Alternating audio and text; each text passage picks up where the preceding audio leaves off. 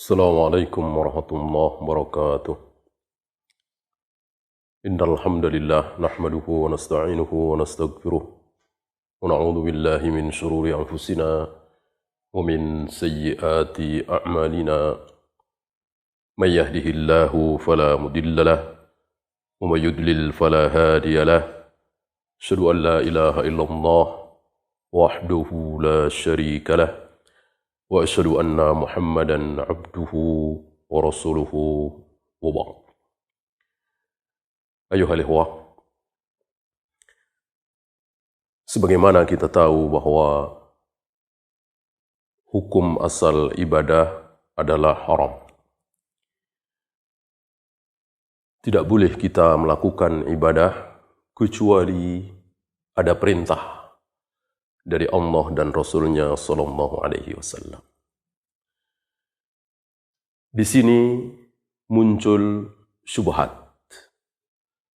Ada orang mengatakan, dan kita tidak bisa pungkiri kebenarannya, bahwa bukankah segala sesuatu itu ibadah? Bukankah cari nafkah ibadah, senyum ibadah, bahkan wa fi bud'i imra'atikum shadaqah, menjima istrimu itu sedekah ibadah.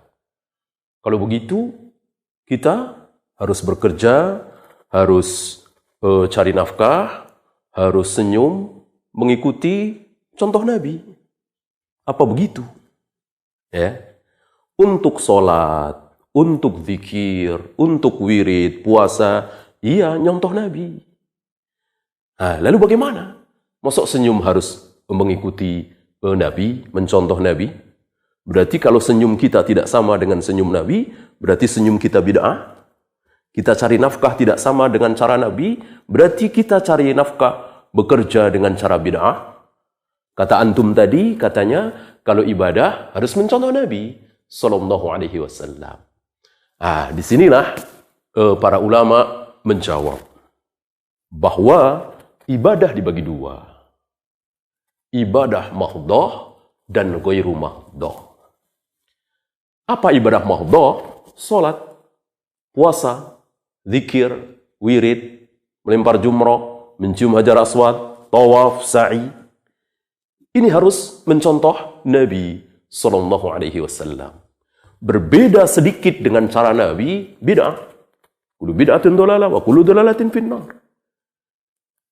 Bahkan sampai para ulama membid'ahkan orang yang beribadah yang mencium hajar aswad dengan mengecup. Kenapa? Karena Nabi alaihi salatu wassalam tidak pernah mencium hajar aswad dengan mengecupnya, mengeluarkan bunyi. Maka jika kita mencium hajar aswad dengan mengecupnya, mengeluarkan bunyi, maka itu bid'ah. Kenapa? Karena mencium hajar aswad adalah ibadah mahdhah. Gitu. Begitu juga dengan ruku, sujud, tawaf, sa'i, zikir, wirid. Ini berbeda dengan cari nafkah, sedekah, nikah, senyum. Ini tidak perlu mencontoh Nabi sallallahu alaihi wasallam. Senyum Nabi manis, senyum kita tidak terlalu manis, nggak apa-apa, nggak dosa. Sunnahnya di senyumnya, bukan caranya. Kenapa? Karena senyum, cari nafkah, itu ghairu mahdhah, bukan mahdhah. Nah, timbul pertanyaan. Bagaimana cara membedakan mana yang mahdhah, mana yang ghairu mahdhah? Mana ibadah yang kita harus mencontoh Nabi sallallahu alaihi wasallam, dan mana ibadah yang kita tidak perlu mencontoh Nabi, boleh beda dari Nabi sallallahu alaihi wasallam.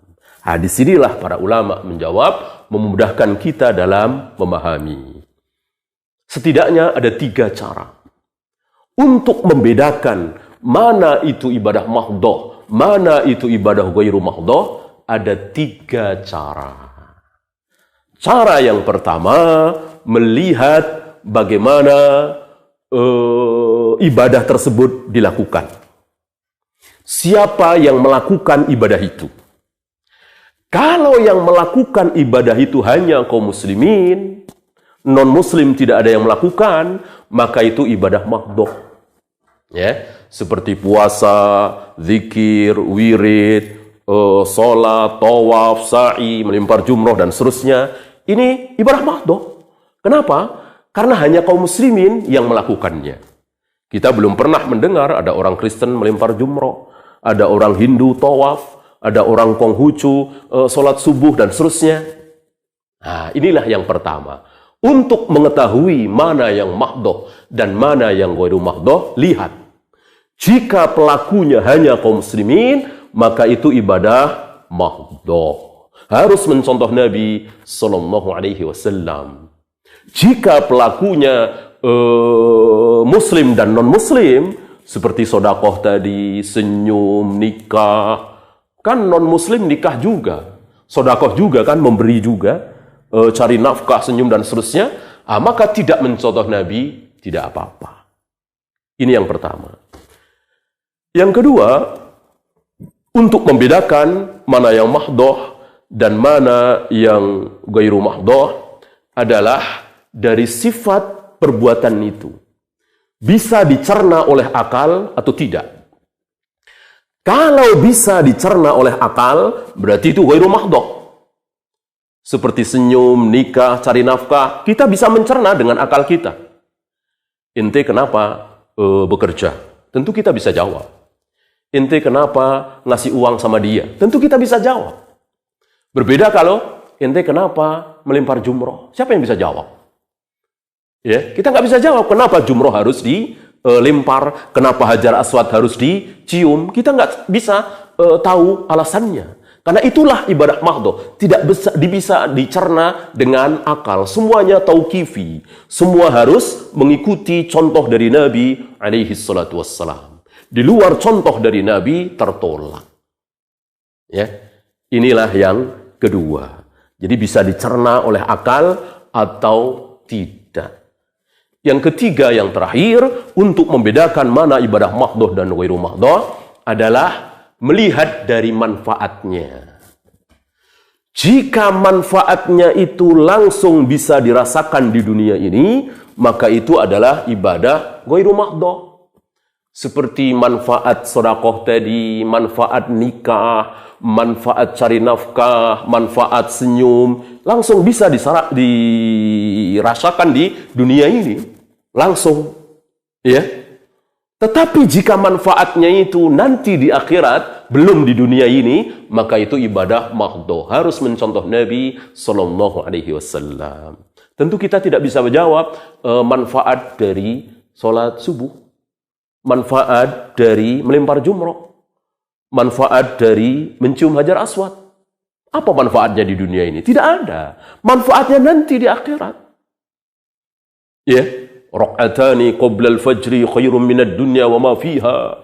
2 rakaat yang dilakukan sebelum salat subuh, qabliyah subuh, itu lebih baik dari dunia seisinya. Di mana? Tentu di akhirat.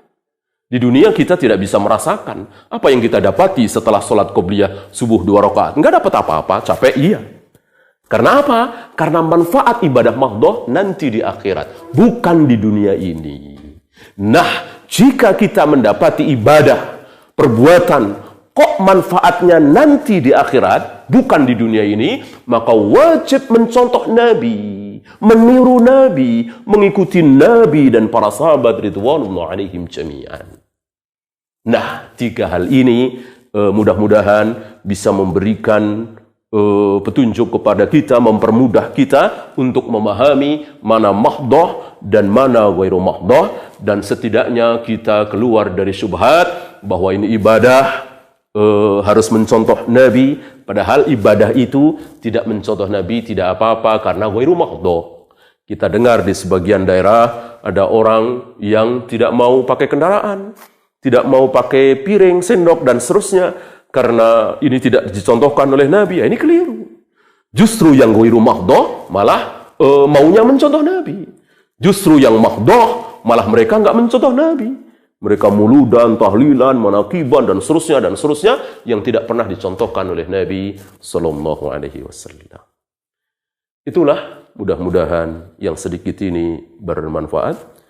Kita tutup Subhanakallahumma bihamdika asyhadu an la ilaha illa anta astaghfiruka wa atubu ilaik. Assalamualaikum warahmatullahi wabarakatuh.